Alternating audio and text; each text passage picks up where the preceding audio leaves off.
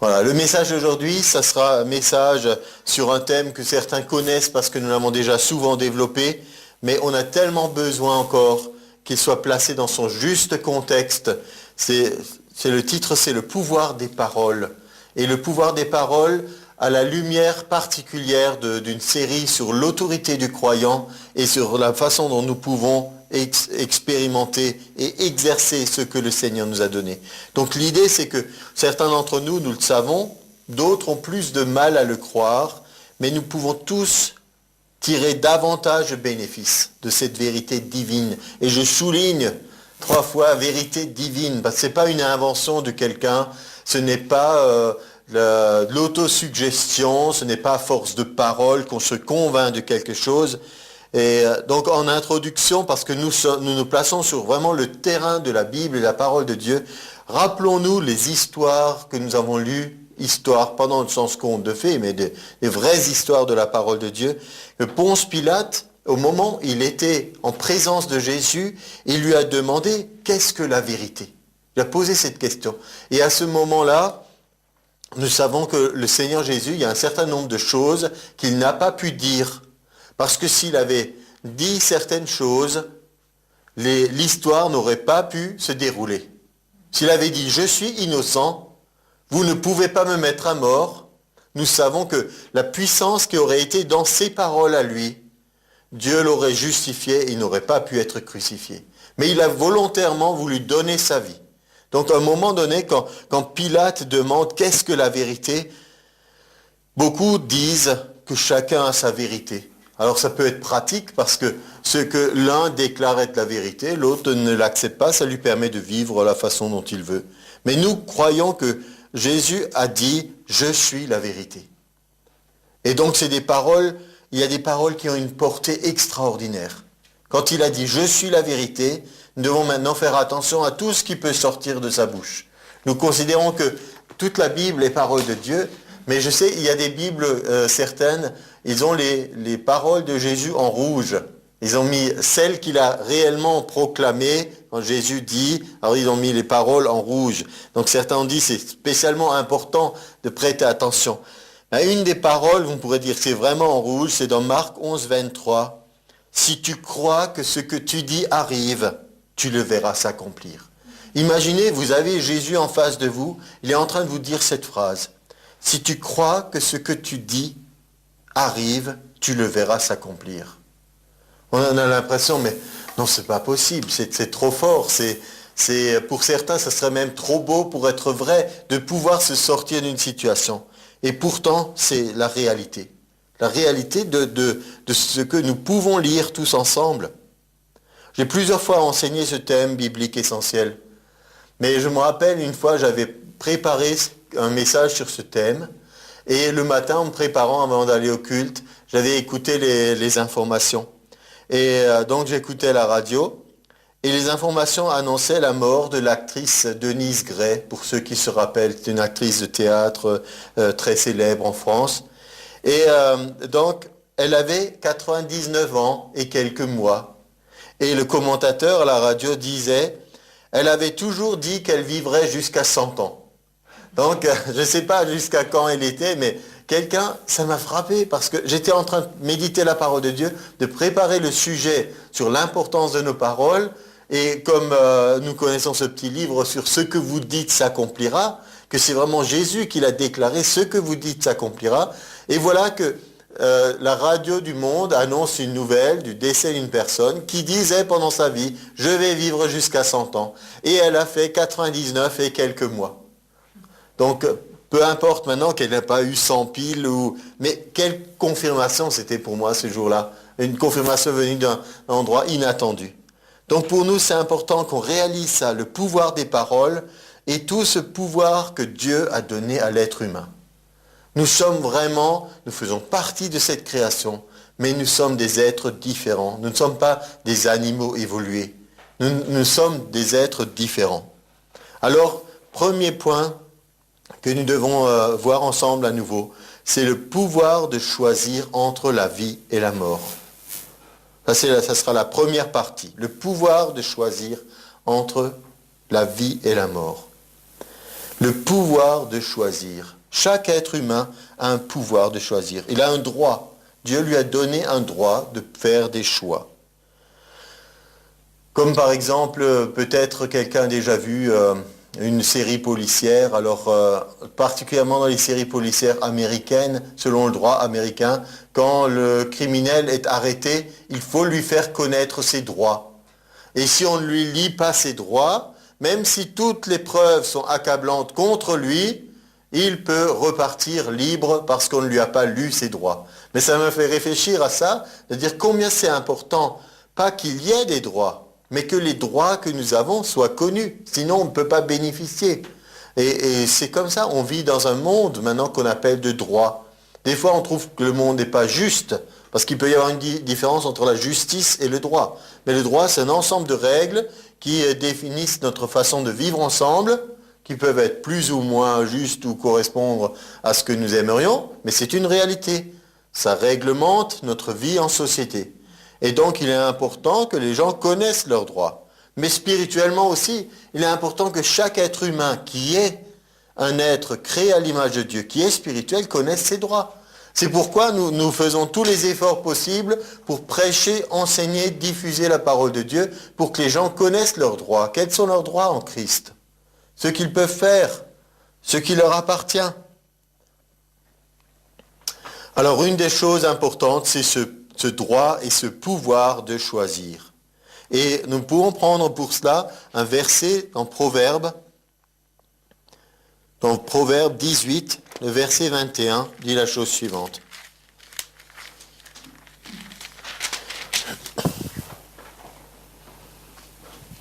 La mort et la vie sont au pouvoir de la langue. Quiconque l'aime en mangera les fruits. J'ai toujours trouvé que cette phrase était un peu étrangement construite. Parce que la mort et la vie, on a deux choses, sont au pouvoir de la langue. Et quiconque l'aime est au singulier, peut aimer qu'une chose à la fois. Ne peut pas aimer la mort et la vie. Je choisis les deux, c'est pas possible. Dans nos décisions que nous prenons tous les jours, on fait des choix qui ont une influence dans notre vie. Nous savons que lorsqu'il y a eu la chute de l'homme, la loi du péché et de la mort sont entrées dans le monde. Avant, il n'existait pas la mort. Adam et Ève étaient programmés génétiquement pour vivre éternellement. Ce n'est que lorsque le péché est entré que la mort est venue. Donc, il y a la loi du péché et de la mort, et il y a une nouvelle loi, c'est la loi de l'esprit de vie en Jésus-Christ. Et maintenant, ces deux lois se combattent, on peut dire, et nous sommes maintenant dans un monde où règne la loi du péché et de la mort, et en même temps, nous sommes dans le royaume de Dieu où règne la loi de l'esprit de vie en Jésus-Christ. Donc, à nous de choisir quotidiennement, de prononcer des paroles de vie, de choisir la vie pour que nous puissions bénéficier de ce que Dieu nous a donné. Un peu plus haut, verset 20, il nous est dit, c'est du fruit de sa bouche que l'homme rassasie son corps. C'est du produit de ses lèvres qu'il se rassasie. C'est étrange ça, vous ne trouvez pas? Peut-être quelques-uns, c'est par la parole qu'ils exercent leur profession. On pourrait penser à un professeur ou quelqu'un qui enseigne ou un journaliste. On pourrait dire, oui, ce qu'il déclare de sa bouche, c'est son travail et le résultat qu'il en obtient, c'est ce qui lui permet de pourvoir à ses besoins. Mais on pourrait prendre maintenant, dans l'autre sens, quelqu'un qui serait agriculteur, qui travaille la terre. On ne voit pas en quoi le fait qu'il parle ou qu'il ne parle pas ait une influence. Ça veut dire que ce n'est pas une loi naturelle, c'est une loi spirituelle. Du fruit de sa bouche, il rassasie son corps. Ça veut dire que ce que nous disons a un impact sur toute notre vie, y compris sur notre existence terrestre, y compris sur tous les détails matériels. Vous pouvez le croire ou ne pas le croire, mais c'est quand même une loi spirituelle qui est indiquée ici. La mort et la vie sont au pouvoir de la langue. Et cette langue, ou plutôt si vous préférez, les paroles que nous disons, elles ont un effet dans notre vie tout le temps. Tous les jours, nous avons quelque chose qui affecte notre vie. Par exemple, dans le domaine physique, 1 Pierre 3,10, c'est un enseignement qui est comme un peu aussi sous forme d'étude biblique parce que nous regardons énormément de versets de la parole de Dieu, puisque c'est ce qui nous intéresse de voir ce que Dieu nous dit dans sa parole. 1 Pierre 3,10, « Si quelqu'un en effet veut aimer la vie », vous voyez, on vient de lire « Quiconque l'aime en mangera les fruits ». Si quelqu'un veut aimer la vie et voir des jours heureux, qui ne désire pas ça? Ceux qui sont malades mentalement se font du mal à eux-mêmes, ils sont perturbés psychologiquement, mais sinon, une personne normalement constituée, elle aime la vie et veut voir des jours heureux. Eh bien voilà ce qu'il faut faire, il faut préserver sa langue du mal et ses lèvres des paroles trompeuses. On peut même lire le verset 11, « Qu'il s'éloigne du mal et fasse le bien, qu'il recherche la paix et la poursuive. » Mais dans le contexte de ce qui nous intéresse, donc qu'il préserve sa langue du mal et ses lèvres des paroles trompeuses a un effet bénéfique sur notre vie, pour voir des jours heureux et pour voir la vie se manifester. On peut dire ici, il y a un effet sur la longévité et la santé. Prenez aussi Proverbe 21-23. Il dit, bon, vous n'avez pas besoin forcément de chaque fois tourner toutes les pages de votre Bible, noter les références, mais nous allons les parcourir ensemble. Alors, Proverbe 21-23, qu'est-ce qu'il nous dit? Celui qui veille sur sa bouche et sur sa langue préserve son âme des angoisses. Celui qui veille sur sa bouche et sur sa langue préserve son âme des angoisses. Et on peut penser aussi que si nous avons une conscience sensible, parce qu'il y a des gens qui ont une conscience dont ils ne tiennent pas compte, et endurcie, mais si nous avons une conscience sensible, des fois, si nous permettons à notre langue de prononcer certaines choses, après on le regrette. On peut se tourmenter et se dire « j'aurais pas dû lui dire ça, maintenant je regrette ». Mais une fois que c'est parti, les effets de la langue continuent. Et même si vous vous excusez, même si vous demandez pardon, ça ne veut pas dire qu'automatiquement, l'effet de ce que vous avez dit va s'arrêter. Peut-être vous avez fait tous les efforts pour rétablir la situation, et même vous vous êtes pardonné à vous-même, mais ça peut encore avoir des effets. Donc c'est quelque chose qu'il faut vraiment manier avec précaution. Je ne le dis pas parce que vous devez être maintenant tendu à la moindre chose qui sort de votre bouche. On va voir une meilleure façon de gérer notre langue que seulement l'autocontrôle. Que quelqu'un qui aurait une capacité, une forte volonté pourrait s'en sortir. Non, il y a mieux que ça. Mais voyons d'abord les effets. Donc ici, ça a un effet sur le domaine psychique, l'état de notre âme.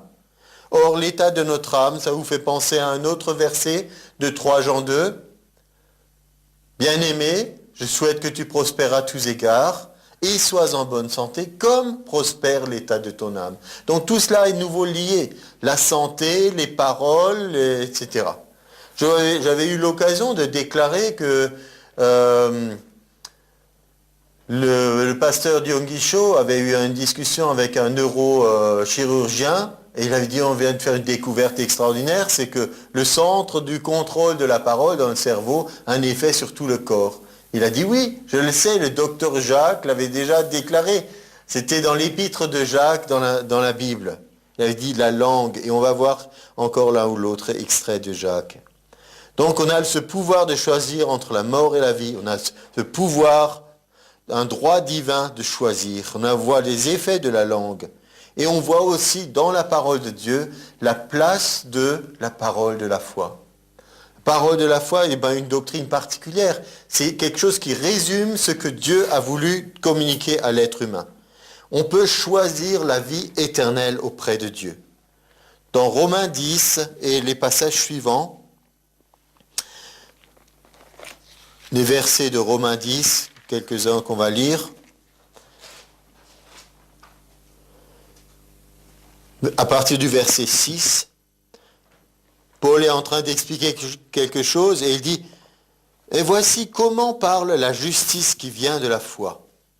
Nous savons que nous sommes justifiés par la foi, à l'image d'Abraham qui n'a pas marché selon la loi mais selon la foi. Il a eu confiance en Dieu.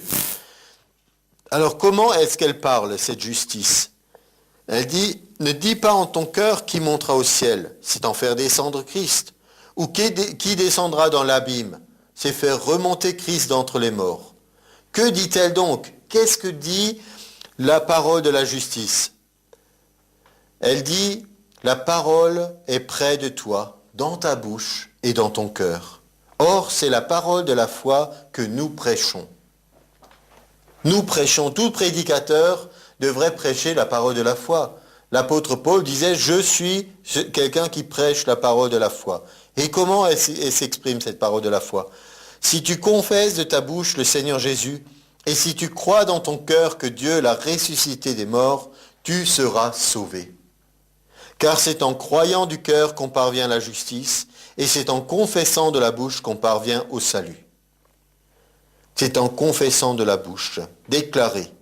Donc voilà, c'est ça l'évangile que nous prêchons. L'évangile, c'est une décision d'appartenir à Jésus. Accepter son œuvre, croire dans son cœur. Qu'est-ce qu'on doit croire dans son cœur? Que Dieu l'a ressuscité des morts. Si on croit que Dieu l'a ressuscité des morts, ça veut dire qu'on accepte son œuvre et que Dieu aussi a accepté son œuvre de sacrifice. Sinon, il ne l'aurait pas ressuscité. Il a accepté son œuvre de sacrifice et il l'a ressuscité.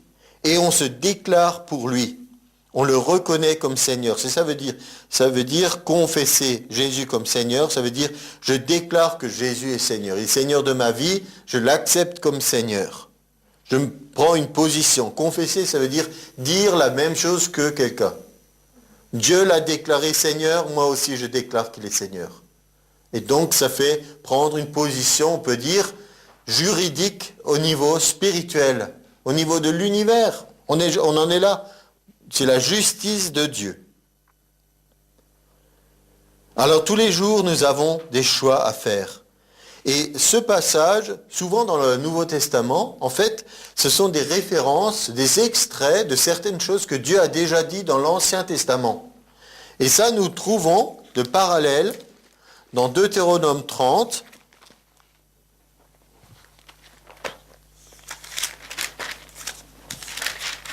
Deutéronome 30, nous lisons le verset 15.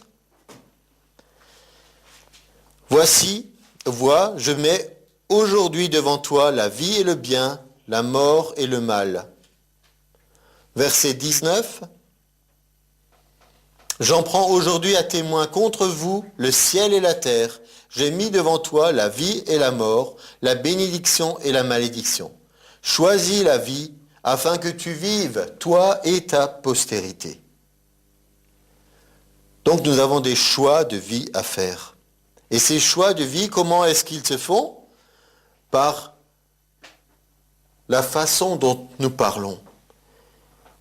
Et il nous est dit que ce commandement, on peut dire cette loi, versets 13 et 14, ce commandement, il n'est pas de l'autre côté de la mer pour que tu dises qui passera pour nous de l'autre côté de la mer et qui ira nous le chercher, qui nous le fera entendre afin que nous le mettions en pratique. C'est une chose au contraire qui est tout près de toi, dans ta bouche et dans ton cœur, afin que tu le mettes en pratique. Dans ta bouche et dans ton cœur. Dans ta bouche et dans ton cœur. C'est ce que nous devons vraiment laisser entrer en nous. C'est cette parole de Jésus, dans ta bouche, si tu crois dans ton cœur que ce que tu dis arrive, dans ta bouche et dans ton cœur. Alors, faites bien attention et bannissez de votre vocabulaire l'expression « on n'a pas le choix ». Ne le dites plus. Et hier encore, nous avons planté un pommier hier, et mon épouse a dit « on n'avait pas le choix ». C'était le seul du magasin. Alors, on ne veut pas non plus s'embêter dans la vie quotidienne pour des petits détails, mais nous voulions un Granny Smith parce que nous aimons bien ces pommes vertes acidulées. Et donc, comme il y a quelques années, le vent a soufflé, la tempête nous a déraciné notre petit arbre, on a essayé de le sauver, mais ce n'était pas possible. Et donc, on a replanté hier un nouveau Granny Smith. Mais quand elle a dit on n'avait pas le choix, elle avait raison. Parce que c'était celui-là, et il n'y en avait que un. Mais dans un autre sens, si on y réfléchit, on avait le choix. On aurait pu repartir du magasin sans rien acheter.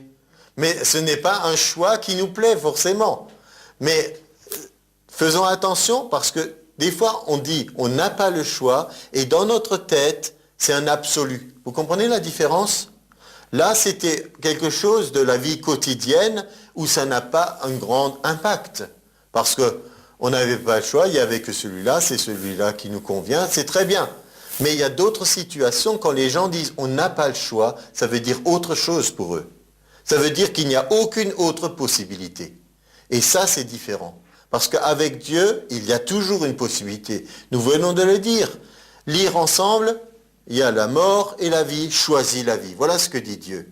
Donc, dans certains aspects de notre vie quotidienne, on peut dire, voilà, c'est ça ou rien du tout. Mais sinon, dans la parole de Dieu, nous voyons qu'il y a toujours un choix. Nous avons le pouvoir de choisir et le pouvoir d'exercer l'autorité spirituelle. Dieu a donné à l'homme une place spéciale dans la création. On a déjà vu qu'on n'est pas un animal évolué. Il nous a créé à son image et il nous a donné une autorité. Et celle-ci s'exerce par la parole. Vous vous rappelez de Genèse, il nous était dit dominer sur la création, donner des ordres. Adam a nommé les animaux. Il a dit, voilà, toi tu t'appelles comme ça. Et toi tu t'appelles comme ça. Il lui a donné des noms. Et en donnant un nom, en général, ça veut dire que j'ai, entre guillemets, un certain pouvoir sur la personne. Je prends maintenant des guillemets. Parce que ça veut dire que maintenant tu n'es plus un inconnu. Je connais par ton nom. Il y a quelque chose qui se produit. Un ensemble de choses que je connais de toi. Il y a un lien qui s'établit. Mais donc, il faut faire attention, bien sûr, de la manière dont on exerce maintenant cette autorité. Cette autorité n'est pas destinée à être exercée contre un être humain. Mais pourtant, nous avons, dans Matthieu 18, 18, le pouvoir de lier et de délier. Comment allons-nous le faire? C'est par la parole. Il y a des personnes qui lient d'autres personnes. Et si des parents disent sans cesse à un enfant, tu feras jamais rien de ta vie, tu feras jamais rien de ta vie, tu es bon à rien, et on est en train de le lier encore et encore et encore. On met des entraves, on le rend incapable de s'épanouir, de se développer et d'accomplir sa destinée. Donc dans ce sens, déjà, c'est quelque chose qui s'exerce, une autorité. Là, c'est une autorité qui n'est pas de Dieu et qui ne devrait pas s'exercer de telle façon. Mais on peut dire à l'inverse aussi la capacité de délier. Quelqu'un qui a des complexes ou qui a des difficultés, à force de lui dire « mais prends courage, vas-y, tu vas arriver, tu vas pouvoir t'en sortir », c'est une façon de délier, c'est une façon d'aider. Bien sûr, et ce n'est pas le sujet d'aujourd'hui, on pourrait aussi voir tout cet aspect dans le cadre de la démonologie, mais on va le développer plus largement une autre fois par rapport à notre combat contre les puissances des ténèbres.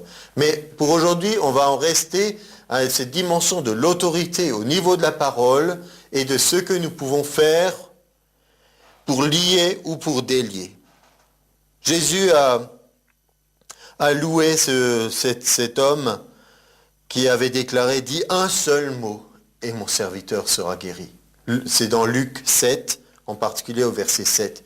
Dit jamais en Israël je n'ai vu une si grande foi. De réaliser qu'un seul mot pourrait transformer la vie de quelqu'un. Imaginez ça, un seul mot. C'est pour ça que nous avons repris ce slogan quand nous disons une parole de Dieu peut changer ta vie pour toujours. Et dernièrement j'ai eu une nouvelle pensée aussi. Et un seul mauvais conseil peut ruiner ta vie pour toujours. Une seule pensée de travers. Et je donnais comme illustration Roboam dans 1 Roi 12. Il a reçu un seul mauvais conseil. C'était les jeunes gens qui avaient été élevés avec lui, qui ont dit n'écoute pas les anciens et leurs conseils. Écoute ce que nous allons te dire. Ton père a été dur envers le peuple et toi tu vas les asservir encore plus.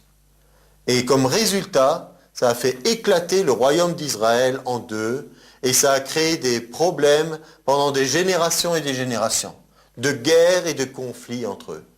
Un seul mauvais conseil, imaginez, peut ruiner votre vie pour toujours. Et une seule parole de Dieu peut changer votre vie pour toujours. Donc, exerçons continuellement cette autorité spirituelle que Dieu nous a donnée et qui est tellement précieuse pour nous. Rappelez-vous aussi, dans Marc 4, quand Jésus a dit à la tempête, « Silence, tais-toi ». Et aussitôt, il nous a dit, il y eut un grand calme. Dans le grec, c'est le mot « méga ». À un moment, c'était la mode. Il y a eu plusieurs modes au niveau de l'utilisation des mots. Alors, vous pouvez situer dans quelle génération vous êtes selon que vous disiez super ou hyper ou méga. Et à un moment, donc, la Bible nous dit qu'il y eut un grand tourbillon, méga tourbillon. Et ensuite, il y a eu un grand calme, méga calme. C'est-à-dire que Dieu apporte une réponse proportionnée aux besoins. Toujours. Il n'y a pas un grand problème et un petit Dieu. Quand il y a un problème, Dieu a les solutions pour le résoudre. Donc, il a dit cette parole, « Silence, tais-toi » et il a rétabli le calme. Il a dit un seul mot, le serviteur a été guéri. Il a utilisé son expression pour lier et délier. C'est le Seigneur Jésus, mais nous devons agir à son image. La façon dont il a agi. On dit des fois cette expression de la Bible, tel il est, tel nous sommes dans le monde. Tel il a été, tel il agit, tel nous sommes appelés à agir. Et comment il était dans le monde? C'est l'évangile de Jean, chapitre 1, versets 1 à 14 qui nous le dit. Au commencement était la parole, le pouvoir des paroles. Au commencement était la parole. Et la parole était avec Dieu, et la parole était Dieu. Elle était au commencement avec Dieu. Toutes choses ont été faites par elle, et rien de ce qui a été fait n'a été fait sans elle. C'est des passages qu'il faut vraiment le relire et méditer. Imaginez, rien n'a été fait sans elle. En elle était la vie, et la vie était la lumière des hommes. La lumière, lui, dans les ténèbres ne l'ont point reçue. Il y eut un homme envoyé de Dieu, son nom était Jean. Il vint pour servir de témoin, pour rendre témoignage à la lumière, afin que tous croient par lui. Il n'était pas la lumière, mais il parut pour rendre témoignage à la lumière.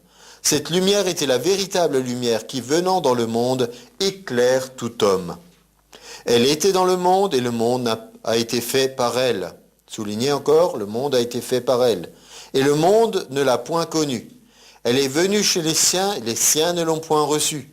Mais à tous ceux qui l'ont reçue, à ceux qui croient en son nom, elle a donné le pouvoir de devenir enfant de Dieu. Nous avons le pouvoir de devenir enfant de Dieu en faisant le choix, en choisissant la vie. C'est comme ça qu'on accède à cette position d'enfant de Dieu. Dieu donne la vie, mais nous, on choisit de la recevoir. Les siens ne l'ont pas reçue. Ce n'était pas absolu. Ça veut dire qu'il n'a pas été accueilli. Mais dans un deuxième temps, certains, heureusement, se sont tournés vers lui. Alors, ils sont nés, ces enfants de Dieu, non du sang, ni de la volonté de la chair, ni de la volonté de l'homme, mais de Dieu. C'est Dieu qui l'a fait. Et la parole a été faite chair, elle a habité parmi nous, pleine de grâce et de vérité. Et nous avons contemplé sa gloire, une gloire comme la gloire du Fils unique venu du Père. Nous aimerions voir la gloire de Dieu se manifester bien davantage. Eh bien voilà une des clés. C'est que cette parole habite pleine de grâce et de vérité en nous et dans notre vie. On a ce pouvoir de le faire. Et remarquez bien, on passe au point suivant. Il y a une puissance créatrice aussi dans nos paroles. On a vu que c'est la parole, tout a été fait par la parole, tout a été créé par la parole.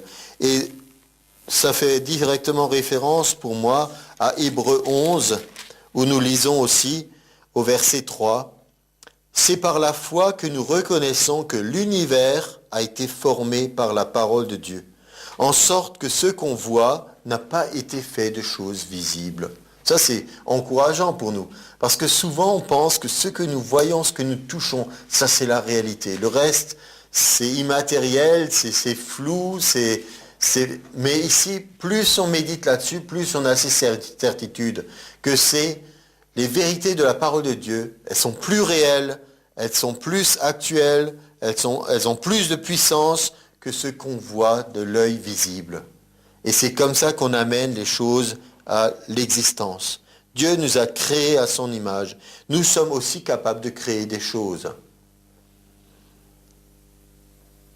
Nous n'avons pas encore vu des animaux qui créent des choses. Ils le font par instinct. Certains arrivent à imiter. Le perroquet peut faire des sons, mais on n'a pas une conversation avec lui. Hein? Même s'il répète quelques phrases. Donc nous ne sommes pas créateurs comme Dieu. On ne se met pas à sa place. C'est lui le créateur. Mais nous sommes capables, à son image, de créer des choses. On parle de la création artistique. On parle de ce que l'homme est capable de faire. Et nous sommes surtout capables d'appeler à l'existence. Dieu appelle à l'existence, une autre version de la Bible dit, il appelle du néant, de ce qui n'est pas.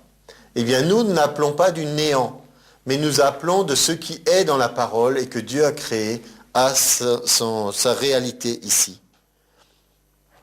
Les références sont Genèse 1, 26, où il nous est dit que nous sommes créés à son image, et Romains 4, 17, que Dieu qui donne la vie aux morts et qui appelle à l'existence ce qui n'est pas, ou qui appelle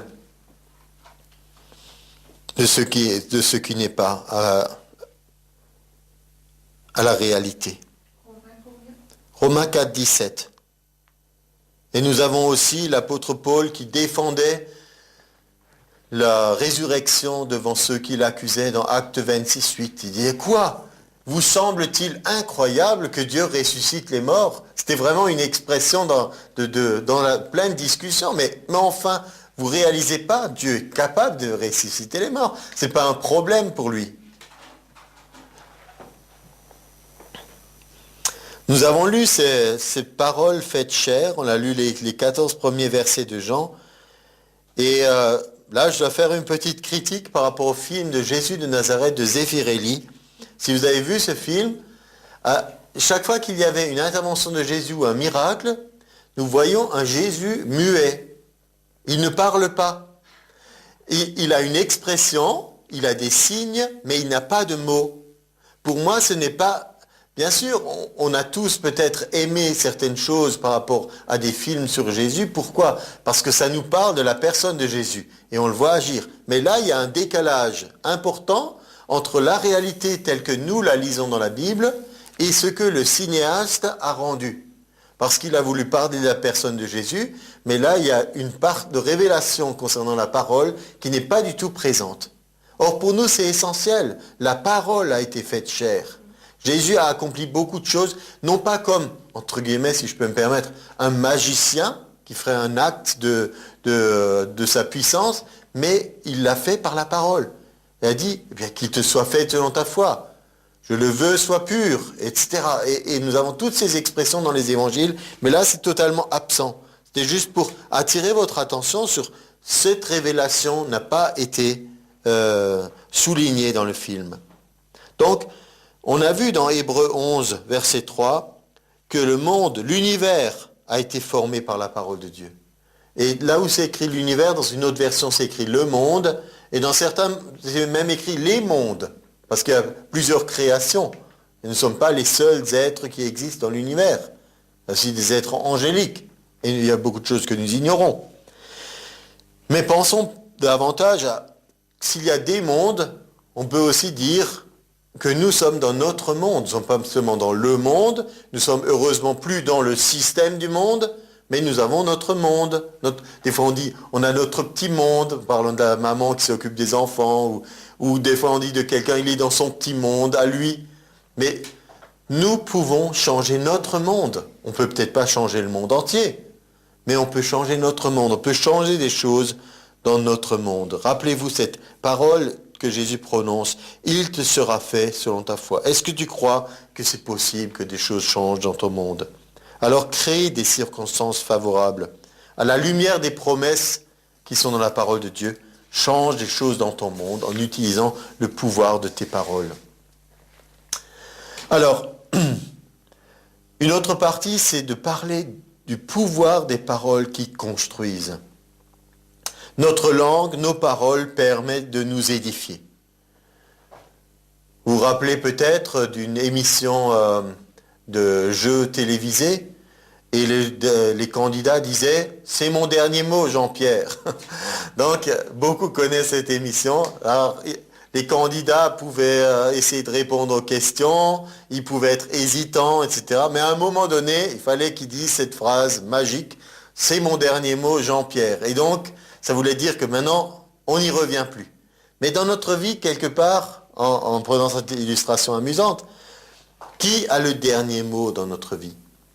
Il y a Dieu qui dit des choses dans notre vie, le diable en dit d'autres, et vous avez les gens qui soit ils sont des envoyés de Dieu, certains vous parlent les promesses, vous encouragent, et d'autres essaient de vous décourager, de vous impressionner, ou de vous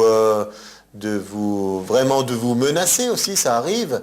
Et donc, finalement, quelqu'un aura le dernier mot. Et qui c'est ce dernier mot? C'est vous-même. C'est même pas Dieu qui aura le dernier mot dans votre vie. Il a le premier mot, en fait, sur votre vie. Il vous dit, choisis la vie. Et l'autre dit, choisis la mort. Il ne le dit pas comme ça, mais il dit, cette voie est plus facile, plus agréable. Mais il ne vous dit pas comment ça va terminer. Et donc, vous devez, avec ces voix que vous entendez, vous n'êtes pas en train de devenir fou, mais vous entendez des gens qui vous parlent, parce que tout le temps, et je suis d'autant plus étonné, il y a des gens qui n'ont aucune autorité dans un domaine, mais ils vont vous dire, vous dites j'ai un peu mal ici ou là, ils vont vous dire ce qu'il faut prendre. On dit mais est-ce que tu es médecin toi? Quelle autorité tu as pour prescrire un médicament à quelqu'un? On a en France une chose qui est condamnée par la loi, c'est la pratique illégale de la médecine. Mais quotidiennement, des milliers de personnes font ça. Ils prescrivent aux autres ce qu'ils devraient prendre, sans savoir, et des fois sans savoir quelles peuvent être les conséquences. Donc on entend des voix, à droite à gauche, qui s'élèvent et qui parlent dans notre vie, mais à un moment donné, il faut qu'on sache qui a le dernier mot. C'est moi-même. Est-ce que mon dernier mot sera juste répéter ce qu'un autre aura dit, ou est-ce que je me suis vraiment forgé ma certitude basée sur la parole de Dieu? Donc à un moment donné, c'est moi qui ai le dernier mot. Je suis ma plus grande source d'influence. Et vous aussi, vous pouvez le déclarer.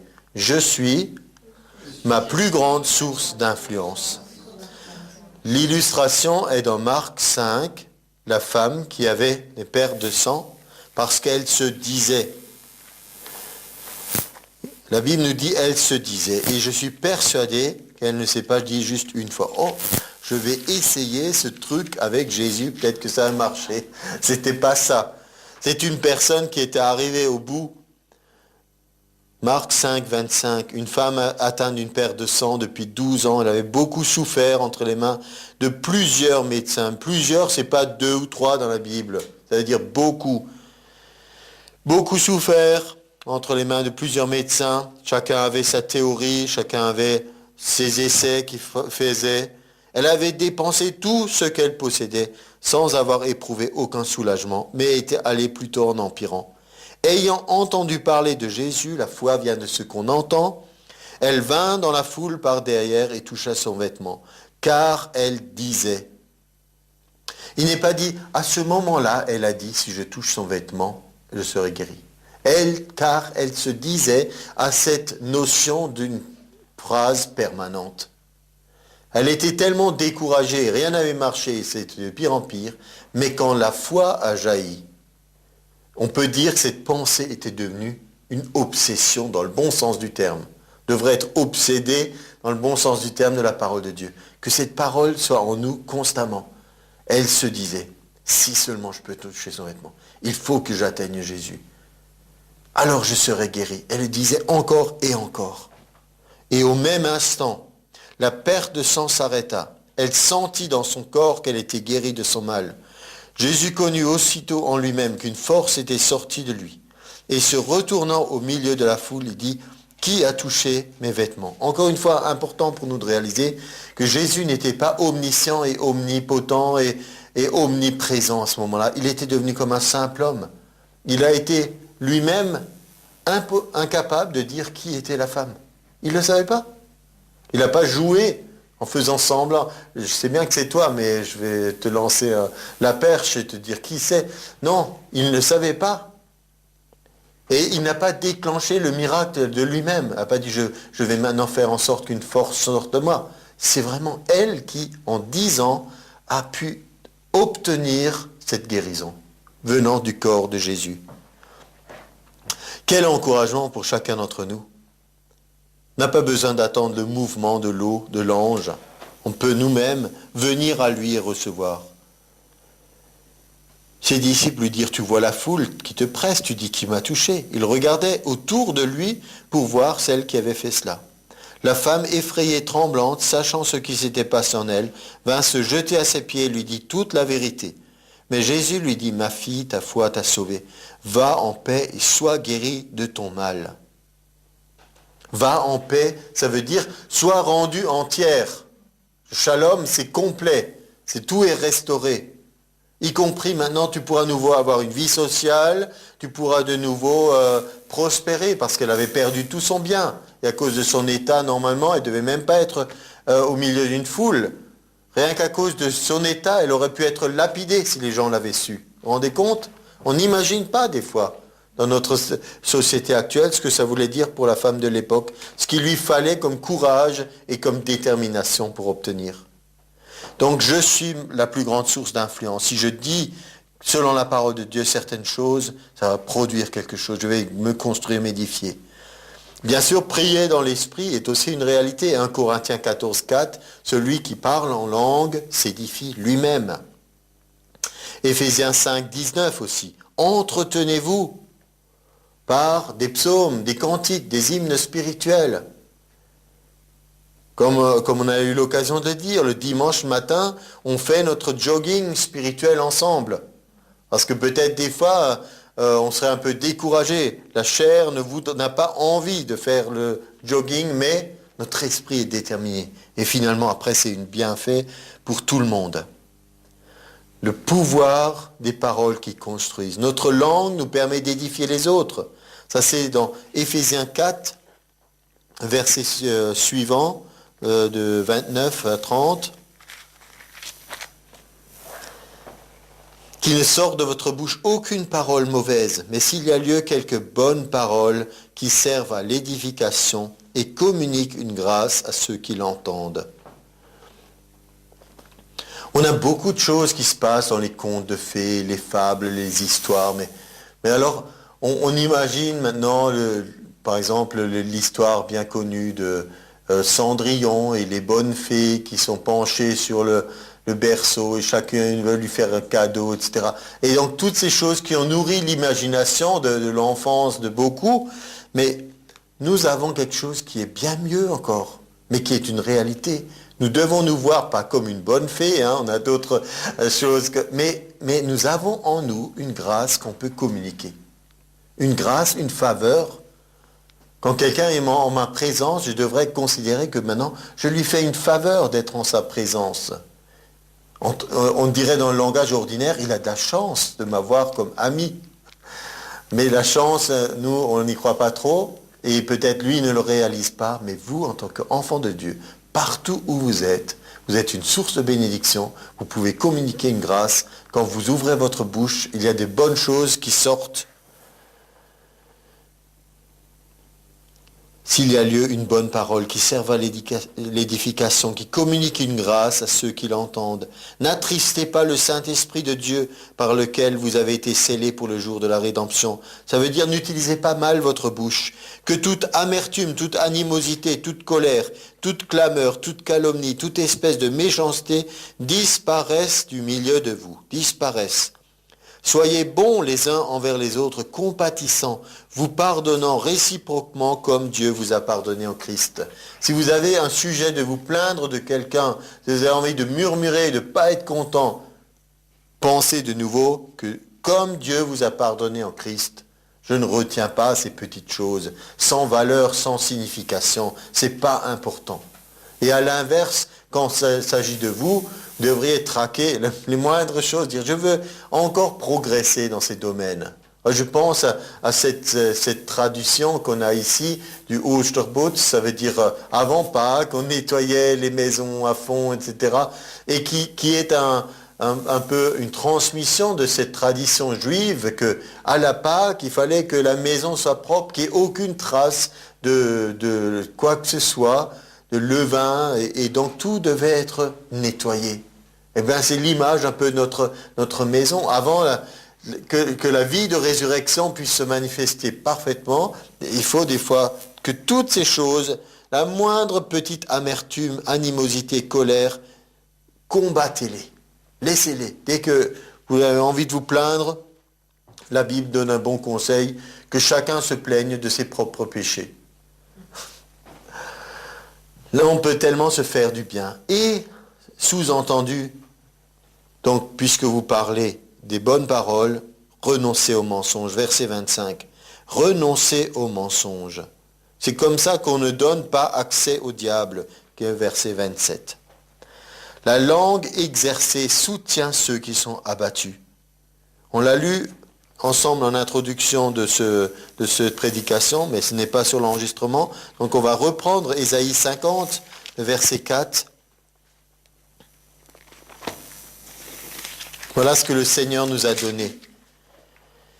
Le Seigneur l'Éternel m'a donné une langue exercée pour que je sache soutenir par la parole celui qui est abattu. On a aussi des bons conseils dans les proverbes. Proverbe 12, verset 18.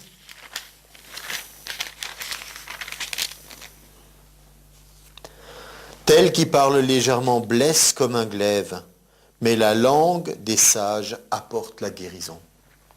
La langue des sages apporte la guérison. Jacques 3 nous dit que quelqu'un, s'il est capable de dompter sa langue, c'est un homme parfait. C'est dans Jacques 3, 8. Parfait dans le sens de maturité. Mais nous savons que sans l'aide de Dieu, on ne peut pas atteindre la perfection. Mais pourtant, on y tend. Et la perfection, dans ce sens, veut dire une maturité. J'apprends maintenant à gérer mes émotions, à ne plus démarrer au quart de tour, comme on dit. Et à force d'exercice, parce que c'est aussi ça. Ésaïe 50, 4, la suite, c'était tous les matins, il ouvre mon oreille pour que j'écoute comme les disciples. Une langue exercée est le résultat d'une discipline, de quelque chose de régulier que je fais. Peut-être au bout d'un moment, je vais encore de temps en temps avoir un écart de langage, mais je le crois de moins en moins, de moins en moins. Et si je dis des bonnes paroles, pendant ce temps, il n'y a pas de mauvaises qui en sortent. C'est aussi l'idée de Jacques. On va peut-être le voir encore. Il dit, est-ce que d'une source peuvent sortir de l'eau douce et de l'eau amère en même temps? Non. Donc si on fait le bon choix, nous prenons l'habitude de dire des bonnes paroles. Cette langue exercée soutient ceux qui sont abattus. Et aussi, ma langue est comme la plume d'un habile écrivain. Psaume 45, verset 2. Au lieu de dire qu'on a des problèmes d'élocution, j'ai des problèmes pour parler, même Moïse l'a fait. Quand Dieu voulait l'envoyer, il dit, je serai avec toi et je te montre par des miracles que je déploie ma puissance. Il dit, mais j'ai la langue embarrassée. Moi, j'arrive pas à parler, j'arrive pas à m'exprimer. Envoie quelqu'un d'autre. Donc Dieu lui a dit, je te donnerai Aaron. Toi, tu recevras mes paroles, tu les transmettras. Et en fait, c'est Aaron qui a été le porte-parole de Moïse pour beaucoup de choses.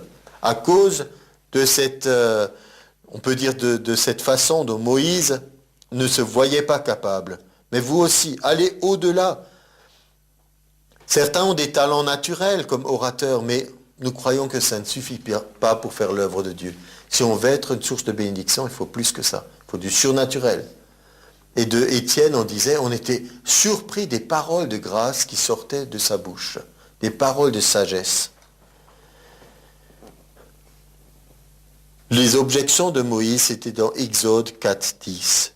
Mais notre déclaration, c'est dans 2 Corinthiens 3, 5. Et il dit, notre capacité vient de Dieu. Il y a peut-être ce que je suis dans le naturel, mais il y a aussi ce que je peux être dans le surnaturel, de recevoir une capacité de Dieu. J'ai dit le pouvoir des paroles qui construisent, et le dernier point, c'est le pouvoir des paroles qui détruisent. On a déjà vu dans Proverbe 12, tel qui parle légèrement blesse comme un glaive. On peut faire du mal. La langue est un feu. On revient à Jacques 3. C'est comparé à un petit feu qui est pourtant capable d'enflammer le cours de la vie. Comme j'ai dit, un mauvais conseil peut détruire votre vie, mais aussi le fait de laisser un petit feu se développer, ça peut avoir de grandes influences. On peut penser au feu, pas seulement dans le sens négatif, mais aussi de la puissance de l'amour. Je crois que c'est dans le Cantique des Cantiques qui est dit, tout à la fin, je voudrais le lire.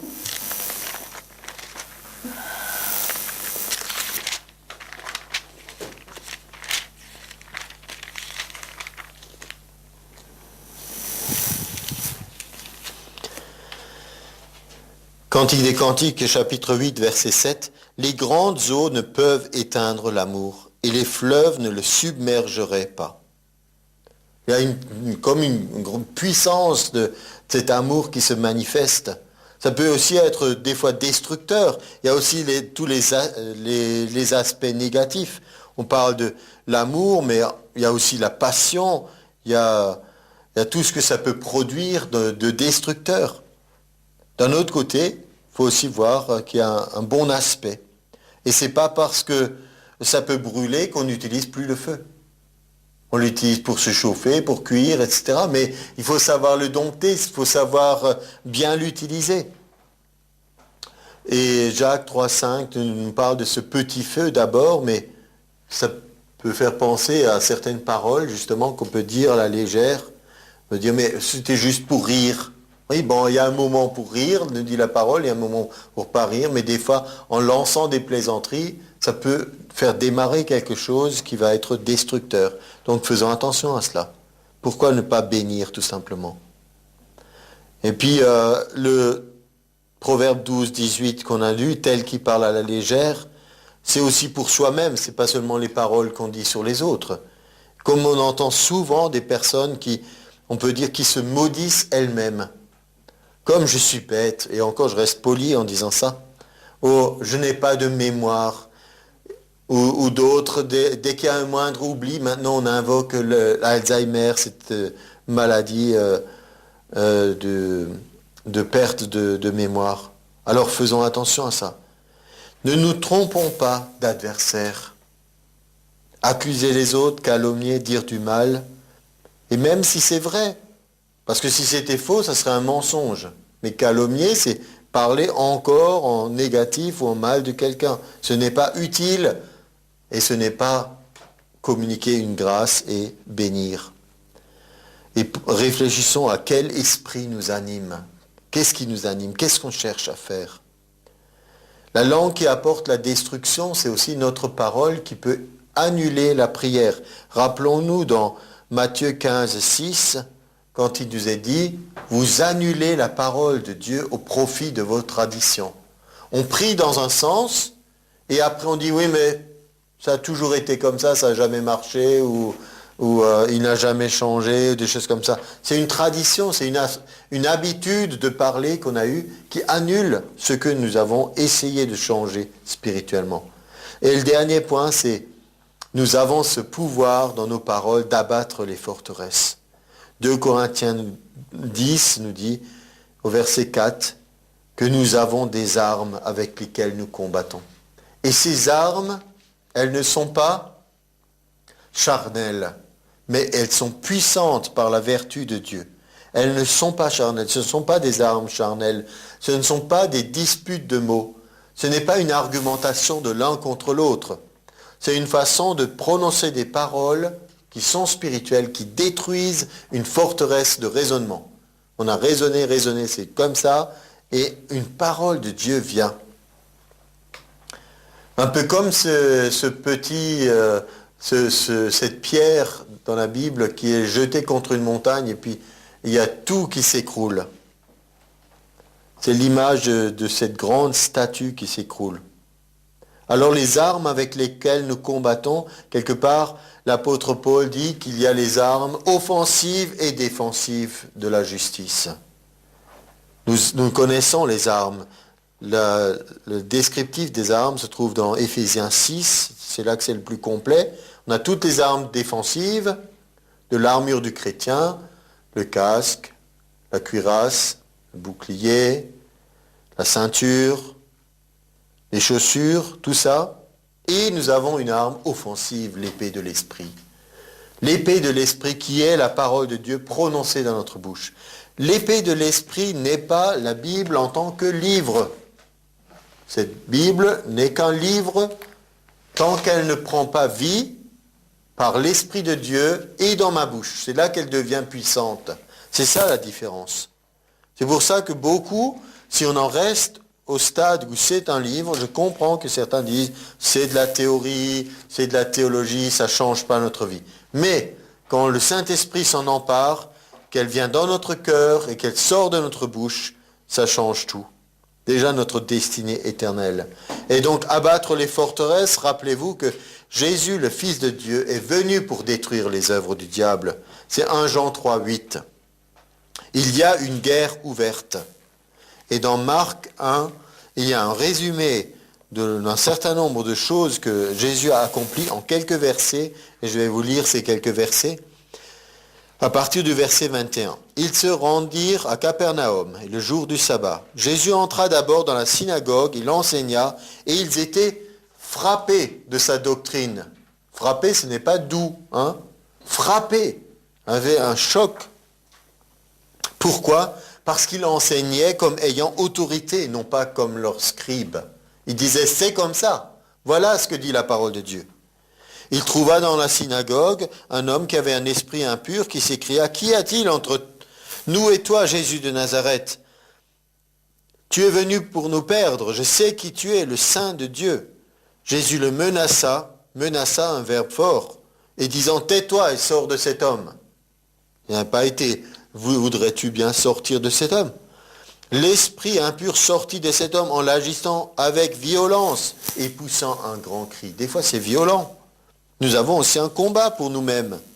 Pour se sortir de certaines situations, et il faut savoir se battre. Tous furent saisis de stupéfaction, en sorte qu'ils se demandaient les uns aux autres, qu'est ceci? Une nouvelle doctrine. Ils commandent avec autorité même aux esprits impurs, et ils lui obéissent. Parce que tout le monde peut donner des ordres aux esprits impurs. Mais la différence, c'est ils obéissent. Et sa renommée se répandit aussitôt dans tous les lieux environnants de la Galilée.